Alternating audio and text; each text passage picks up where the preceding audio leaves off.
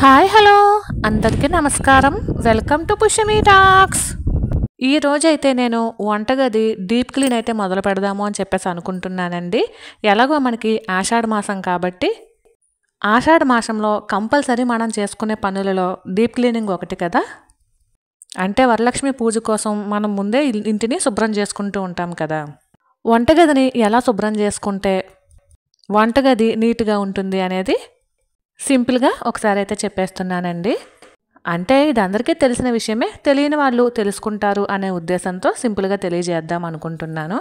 వంటగదే కాదండి, ఇంట్లో ఏ గది క్లీన్ చేసినా సరే పైనుంచి క్లీన్ చేసుకుంటూ రావాలండి.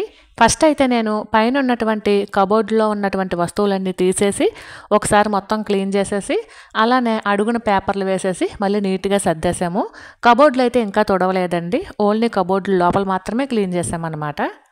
ఇక ఈరోజు వచ్చేసి ఈ కింద సెల్ఫ్లు, అలానే కౌంటర్ టాపు, అలానే మాకు వంటగదిలో సామాన్లు ఉంటాయి కదండి, మనం పప్పులు ఉప్పులు అన్నీ పెట్టుకుంటూ ఉంటాం కదా, ఈ అలమార్లు ఇవన్నీ కూడా ఈరోజు క్లీన్ చేద్దాము అనుకుంటున్నాను.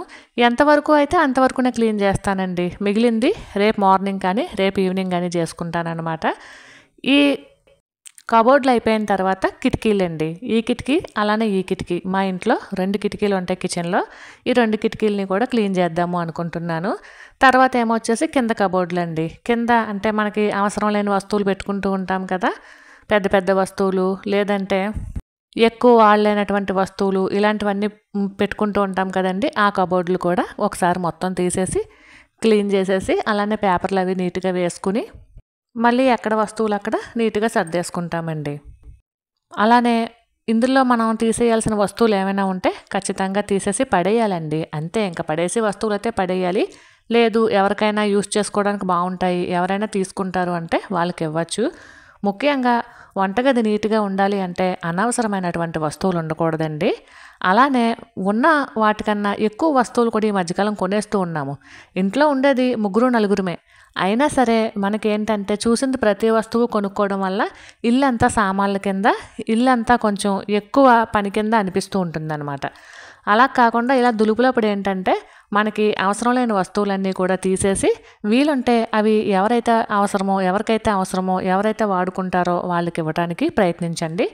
లేదు అంటే అవసరమే లేదు, ఎవరు కూడా తీసుకోవట్లేదు అనుకుంటే పడేయడానికి ప్రయత్నించండి. మనసు ఒప్పదు పడేయడానికి, కానీ అలానే ఇంట్లో వాళ్ళని వస్తువులు పెట్టుకున్నాం అనుకోండి మనకి ఇల్లంతా గత్తరగాను ఉంటుంది, అలానే పని చేసేటప్పుడు విసుగొచ్చేస్తుందండి, చాకరీ ఎక్కువైపోతుందన్నమాట.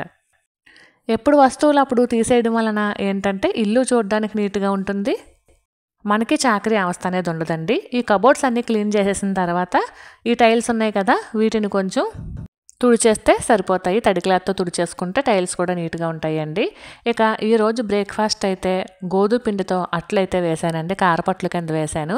ఇంచుమించు ఈ దులుపులు అయ్యేంత వరకు కూడా మా వంటలు కానీ మా టిఫిన్స్ కానీ చాలా సింపుల్గా ఉంటాయండి, త్వరగా అయిపోయేటట్టే ఉంటాయి. ఎందుకంటే ఒక పక్కన వంట చేసుకుని ఇంటి పనులు చేసుకుని దులుపుకోవాలంటే కొంచెం కష్టమే కదా.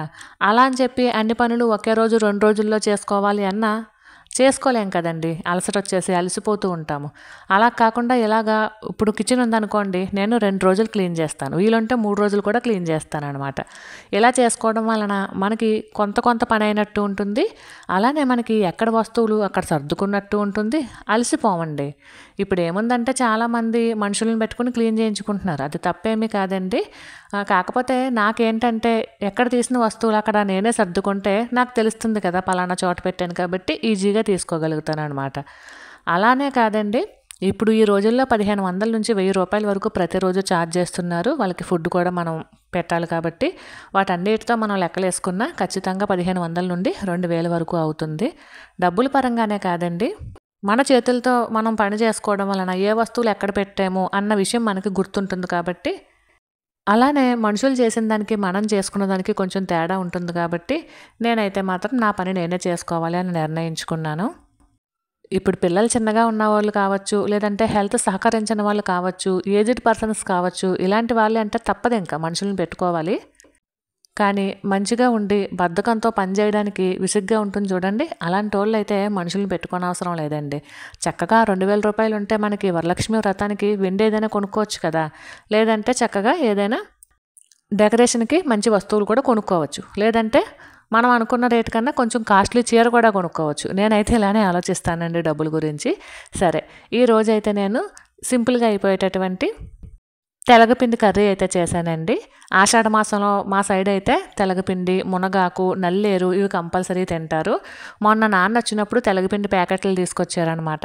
వాటిలో నేను ఒక గ్లాస్ పిండి అయితే ఇప్పుడు చేసేసానండి. మంచిగా వండుకుంటే కోడిగుడ్డు పొరటు తిన్నట్టు ఉంటుందన్నమాట. బాగుంటుంది. తెలగపిండి అయితే ఉడికిపోయిందండి. ఇక తాలింపు వేసేసుకోవటమే. ఇందులో ఎండురేలు కూడా వేసుకుని వండుకుంటారండి, బాగుంటుంది. అలానే మునగాకు కూడా వేసుకుంటారు. ప్రజెంట్ నా దగ్గర మునగాకు లేదు, వట్టి తెలగపిండి మాత్రమే వండుతున్నానండి. అలానే బాలింతలకు కూడా ఈ తెలగపిండి కూర అనేది పెడతారు. నడుముకి మంచిగా బలం ఉంటుందని, పిల్లలకి పాలు అవి పడతాయి అని చెప్పేసి బాలింతలకు కూడా తెలగపిండి కూర అనేది పెడతారండి. ఈ ఆషాఢ మాసంలో గోరింటాకుతో పాటు మా సైడ్ అయితే ఈ కూరలు కూడా వండుకు తింటారనమాట. ఇక వంట అయితే కంప్లీట్ అయిపోయిందండి. తెలగపిండి కూర వండేసాను, అలాగే అన్నం కూడా వార్చేసాను అనమాట. ఇక క్యారేజ్ పెట్టేసి పాపను స్కూల్కి పంపించేసిన తర్వాత బట్టలు ఉతికేసుకుని, గిన్నెలు దోమేసుకుని, ఇల్లంతా ఒకసారి ఎక్కడ సర్దేసుకున్న తర్వాత భోజనం చేసేసి అప్పుడు కిచెన్ క్లీనింగ్ అనేది మొదలు పెడదాము అనుకుంటున్నాను. ఎందుకంటే టైం ఆల్మోస్ట్ 12:30 అయిపోయిందండి. ఇంకా ఇప్పుడైతే కిచెన్ క్లీన్ అయితే స్టార్ట్ చేయాలి. కొంచెం టైం పట్టినా సరే తీరిగ్గా నిదానంగా చేసుకోవచ్చు కిచెన్ క్లీనింగు అనేది నా ఉద్దేశం అండి. ఏ పనైనా సరే కంగారుగా చేయనండి, చాలా నిదానంగానే చేసుకుంటూ ఉంటాను. ముందైతే ఈ సెల్ఫ్లు అంటే పైన ఆల్రెడీ క్లీన్ చేసామండి, అది నేను షూట్ చేయలేదు. పైనది ఏంటంటే కొంచెం హైట్ కాబట్టి మా వారు నేను ఇద్దరం కలిపి క్లీన్ చేసుకున్నాం అనమాట. అంటే ఈ కౌంటర్ టాప్ పైకి ఎక్కి పైన ఉన్నటువంటి సామాన్లన్నీ కూడా ముందు కిందకి దించేసి మొత్తం క్లీన్ చేసేసుకుని మళ్ళీ పైన సర్దేశామండి. ఇక ఇప్పుడు వచ్చేసి కిచెన్లో ఉన్నటువంటి మధ్యలో ఉన్నటువంటి కబోర్డ్స్ అయితే సర్దుతున్నానండి. ఈ నెల అయితే నేను కిరాణా సరుకులు అయితే ఇంకా తీసుకోలేదు. ఆల్మోస్ట్ మనకి 15వ తారీఖు కూడా దగ్గరలో ఉంది. అయినా సరే ఇంకా తీసుకోలేదండి. ఎందుకంటే లాస్ట్ మంత్ తెచ్చిన మొత్తం కిరాణా సరుకులు అయ్యేంత వరకు కూడా తీసుకోకూడదు అనుకుంటున్నాను. ఏముంటే వాటితోనే అడ్జస్ట్ అవుదాము, ఏ సరుకులు ఉంటే వాటితోనే వంట చేద్దాము అని డిసైడ్ అయిపోయానండి. వచ్చే నెలలో తీసుకుందాము అని చెప్పేసి అనుకుంటున్నాను. అందుకని ఈ నెలలో కిరాణా సరుకులు అయితే తీసుకోలేదండి. బియ్యం ఉన్నాయి, అలానే ఆయిల్స్ అవి మీ అందరికీ తెలుసు కదా, నేను ఊరు నుంచి తెచ్చుకున్నాను కదా. నువ్వుల నూనె కానీ, పల్లీల నూనె కానీ, కొబ్బరి నూనె కానీ ఇవి ఆల్రెడీ నాకు ఇంట్లో ఉన్నాయి. అలానే కారప్పొడి, పసుపు పొడి ఇవన్నీ కూడా నాకు ఇంట్లోనే ఉంటాయి. అవి కాకుండా మనకి పంచదార, టీ పొడి ఇవన్నీ ఉంటాయి కదండి, అవి కొంచెం ఉన్నాయండి. అవి మొత్తం కంప్లీట్ అయిపోవాలి అని చెప్పేసి నేను టార్గెట్ పెట్టుకున్నానండి. అవన్నీ కంప్లీట్ అయిన తర్వాతే నేను కొత్తగా కిరాణా సామాన్లు తెచ్చుకుందాము అని చెప్పేసి అనుకుంటున్నాను. ఎందుకంటే అవి ఉండిపోతూ ఉన్నాయండి, మళ్ళీ మనం తెచ్చుకుంటాము. అవి కంప్లీట్ చేసినప్పటికీ మళ్ళీ ఇవి కూడా వచ్చే నెలకి సగమే అవుతున్నాయండి. ఈసారి అలా కాదు అని చెప్పేసి మొత్తం కంప్లీట్ అవ్వాలి అని చెప్పేసి అనుకుంటున్నాను. ఎందుకంటే ఇప్పుడు ఉదాహరణకు చెప్తున్నానండి, ఇడ్లీ పప్పు వేసానా, ఇడ్లీ పప్పు 4 రోజులు వస్తుంది కదా, ఈలోపు ఉప్మా రవ్వ అలా ఉండిపోతుందన్నమాట. ఇంకా అలా కాదు అని చెప్పేసి ఉప్మా రవ్వ అయినా సరే, ఇడ్లీ పప్పు అయినా సరే, లేదంటే గోధుమ పిండి అయినా సరే, అటుకులైనా సరే, ఏ ఉంటే అవి ముందు వాటితో టిఫిన్స్ చేసేసి పెట్టేద్దాము. మొత్తం అన్నీ కంప్లీట్ అయిన తర్వాతే తెచ్చుకుందాము కిరాణా సామాన్లు అని చెప్పేసి అనుకుంటూ ఉన్నాను అనమాట. అలానే శనగపిండి కావచ్చు, బియ్యపిండి కావచ్చు, ఇవన్నీ కూడా ఇంకా సీసాల్లో కొంత అయితే ఉన్నాయండి. ఈ 15 రోజులకి కూడా ఏదో ఒకలాగా అడ్జస్ట్ చేద్దాము అనుకుంటున్నాను. ఒకవేళ అంతగా అయిపోతాయి, కంపల్సరీ మనకు కావాలి అనుకుంటే మన వీధిలో పచారీ కొట్టు ఉంటుంది కదా, అక్కడ నుంచి అయినా ఒక 1/2 కేజీ, 1/2 కేజీ తెప్పిందాము అని చెప్పేసి అనుకుంటున్నానండి. ఈ నెలకైతే ఇలానే ప్లాన్ చేసాము. వచ్చే నెలలో మొత్తం ఇవన్నీ కంప్లీట్ అయిపోయిన తర్వాత అప్పుడు ఫ్రెష్గా తెచ్చుకుని డబ్బాల్లో పోసుకుందాము అని చెప్పేసి అనుకుంటున్నాను. నేను ఎప్పుడు డబ్బాలు అప్పుడు క్లీన్ చేసేసుకుంటూ ఉంటానండి. అంటే ఇప్పుడు ఈ డబ్బా అయిపోయింది అనుకోండి, ఇప్పుడు పంచదార డబ్బా అయిపోయింది అనుకోండి, ఆ రోజు పంచదార డబ్బాని శుభ్రంగా క్లీన్ చేసేసి ఎండబెట్టేసి ఆ రోజు సాయంత్రం నింపుకుంటాను అనమాట పంచదార డబ్బాని. అలా చేయడం వల్ల ఏంటంటే కిచెన్ అనేది నీట్గా ఉంటుంది. ఇక ఈ సెల్ఫ్లో ఉన్నటువంటి మొత్తం డబ్బాలన్నిటినీ కూడా తీసేసి కింద కౌంటర్ టాప్ మీద అయితే పెట్టానండి.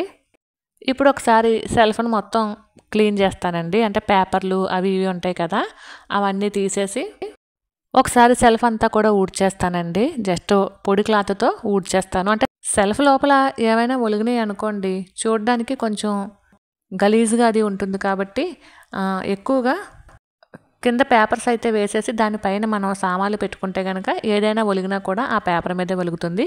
కాబట్టి చూడడానికి మనకి కబోర్డ్స్ అనేవి నీట్గా ఉంటాయి.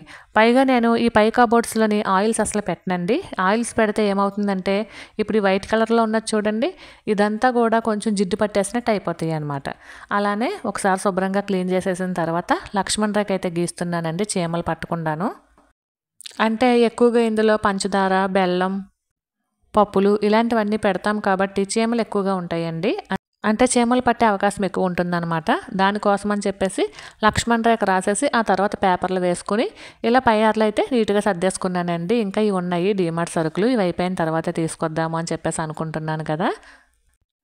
అలాగే ఇక్కడ డబ్బాలు అయితే ఎక్కడ తీసిన వస్తువులు అక్కడ నీట్గా పెట్టేద్దాం అనుకుంటున్నానండి.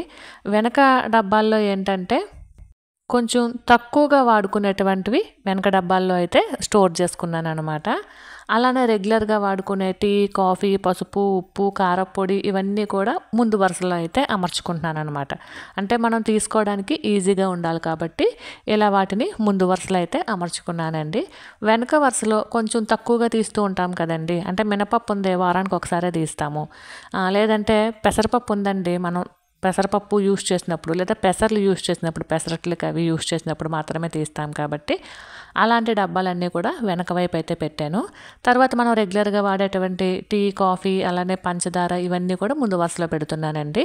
అలానే కొబ్బరి పొడి, ధనియాలు ఇవన్నీ మసాలాల్లోకి అవి వాడతాం కాబట్టి ముందు వరుసలో అయితే పెడుతున్నాను. ఇంకా సింపుల్గా చెప్పాలంటే వెనక వరుస డబ్బాలన్నీ కూడా కేజీ పడతాయండి. దాని తర్వాత వరుస డబ్బాలన్నీ కూడా అరకిలో పడతాయి. అండ్ అలాగే కింద చిన్న చిన్న డబ్బాలు, అదే లైన్ హనీ సీసాలు ఉన్నాయి కదండి, ఇవి వచ్చేసి 150 గ్రామ్స్, 100 గ్రామ్స్ ఇలా పడతాయి అన్నమాట. వీటిలోనేమో వచ్చేసి పోపు దినుసులు అయితే వేసుకున్నాను. ఈ విధంగా నీట్గా సర్దేసుకున్నానండి. ఈ అలమార అయితే అయిపోయింది. ఇంకా ఇప్పుడు ఈ అలమార అయితే స్టార్ట్ చేయాలి. ఇప్పుడు కాస్త టీ బ్రేక్ తీసుకొని ఆ తర్వాత స్టార్ట్ చేద్దాము అనుకుంటున్నానండి. ఇక ఇల్లు దులిపేటప్పుడు చెప్పనే అవసరం లేదు కదండి, కిచెన్ అంతా ఇలా గందరగోళంగానే ఉంటుంది. ఈ చిన్న చిన్న సీసాల్లో ఏంటంటే ఆల్రెడీ చెప్పాను కదండి, పోపు సామాన్లు, అలానే వాము, జీలకర్ర, మనం పొడులు చేస్తూ ఉంటాం కదా, ధనియాల పొడని, జీలకర్ర పొడని, అలానే గ్యాస్ పొడని, కషాయం పొడులని, మసాలా పొడని, గరం మసాలా పొడని ఇలాంటివి చేస్తూ ఉంటాం కదండి. అవన్నీ కూడా చక్కగా ఈ చిన్న చిన్న సీసాల్లో అయితే స్టోర్ చేసుకోవచ్చు. ఇవి చిన్న ఫ్యామిలీస్కి కరెక్ట్గా సరిపోతాయండి. అంటే ఇవి వచ్చేసి 100 గ్రామ్స్, 150 గ్రామ్సే పడతాయి కాబట్టి కరెక్ట్గా ఒక నెల 15 రోజులకి కరెక్ట్గా సరిపోతాయి అన్నమాట చిన్న ఫ్యామిలీస్కి అయితేనే. ఈ విధంగా ఒక పద్ధతి ప్రకారం కిచెన్ క్లీన్ చేసుకున్నట్లయితే వంటగది డీప్ క్లీన్ అవుతుంది. అలానే మనకి అలసట, చికాకు ఇలాంటివి ఏమీ లేకుండా చక్కగా వంటగది సర్దుకున్నట్టు అవుతుందండి. నేనైతే వంటగదిని శుభ్రంగా ఉంచుకోవడానికి ట్రై చేస్తాను, కానీ అలంకరణ వస్తువులతో నింపడానికైతే ట్రై చేయనండి.